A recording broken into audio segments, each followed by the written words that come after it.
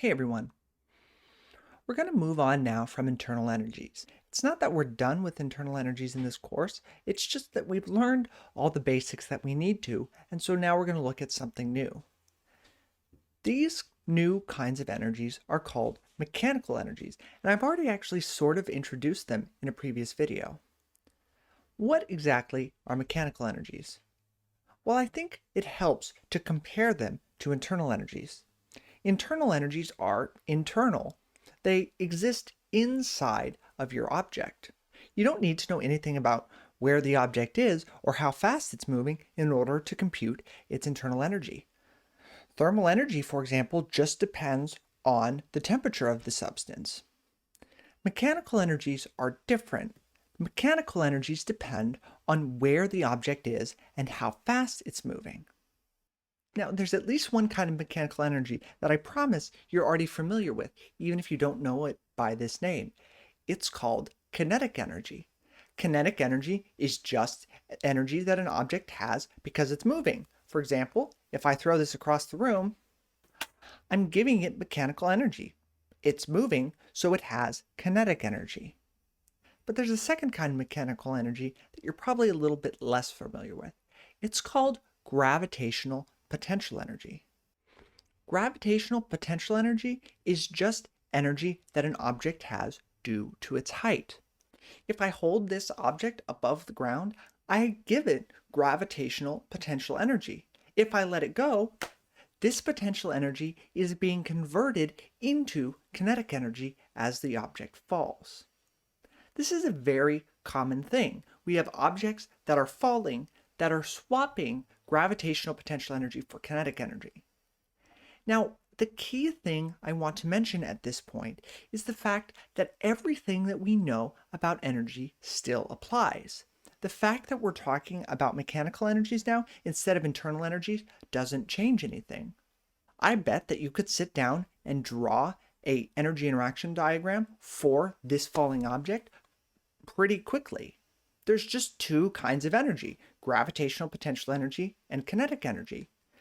As the object falls, as it gets closer to the ground, its gravitational potential energy goes down, while its kinetic energy goes up. We're going to see lots of examples of how we can use gravitational potential energy and kinetic energy in DL. But there's one more kind of mechanical energy that we care about. This kind of energy is called spring mass potential energy.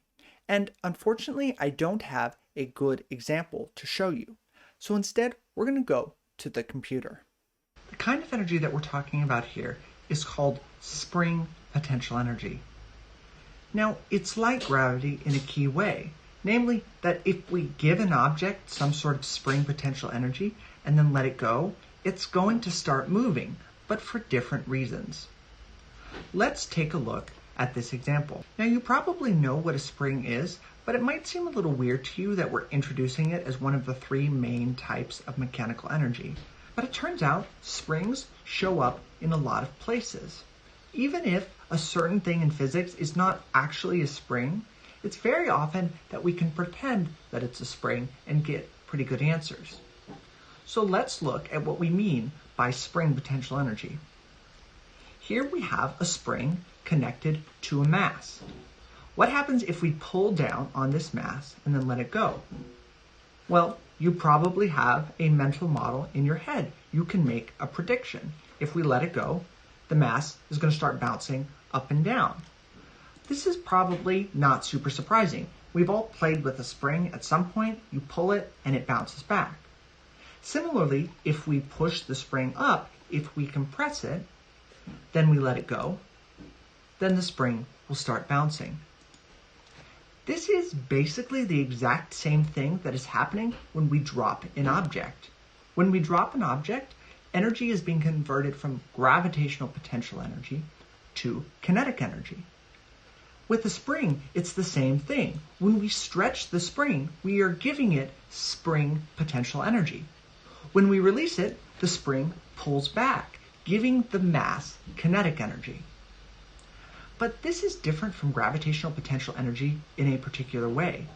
When you drop an object, gravitational potential energy just goes down. And it always goes down because the object falls. The object is never going to turn around and magically start traveling upwards for some reason, increasing its gravitational potential energy.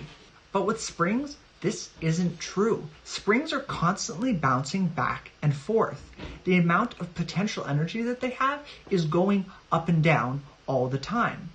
As the amount of spring potential energy goes up and down, so does the amount of kinetic energy. In physics, we call this an oscillation. The object is oscillating back and forth. Now we'll see how we can actually model these with energy interaction diagrams and mathematics later. But for now, I just want to take a look at how we know that the potential energy of a spring is changing. If I stop this spring moving, you're going to notice that it has a natural length. If we leave the spring at this length, it's just going to sit there. It's never going to do anything. It only gains potential energy when we stretch it or compress it. The amount of potential energy that a spring has stored depends on how far it has been stretched or compressed. This spring right now hasn't been stretched or compressed, so it stores no potential energy. If we pull it away, the amount of potential energy it has increases. The farther we pull, the more potential energy it has. Similarly, if we start to compress it, the exact same thing happens. The farther we compress it, the more spring potential energy is being stored. This is why, if we only pull it down a little bit, it doesn't bounce around very fast. We didn't give it a lot of potential energy to start with, so when that potential energy is being converted into kinetic energy, it's not going to move very fast. However, if we pull it really far away, you'll notice it bounces much faster. This is because we just gave it more potential energy to start with. And so when that energy is being converted into kinetic energy, it's allowed to move much faster.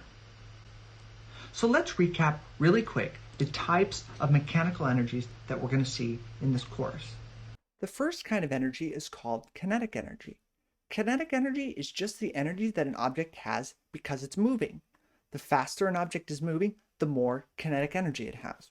The second kind of energy is called gravitational potential energy. Gravitational potential energy is a kind of energy that an object has because it's been lifted off the ground. The higher the object is, the more gravitational potential energy it has. The third type of energy is the spring potential energy. As we saw with the little simulation, a spring gains potential energy when it is stretched or compressed. The more you stretch it or the more you compress it, the more potential energy you are giving the spring.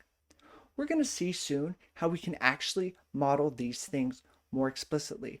But for now, it's just important that we understand what these three kinds of energies are. Lastly, remember that even though these are different kinds of energy from the thermal and bond energy, the internal energies that we saw previously, all the stuff that we learned about energy still applies.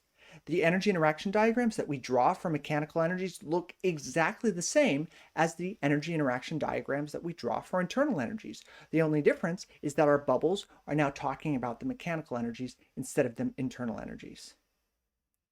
That's all. I'll see you in the next video.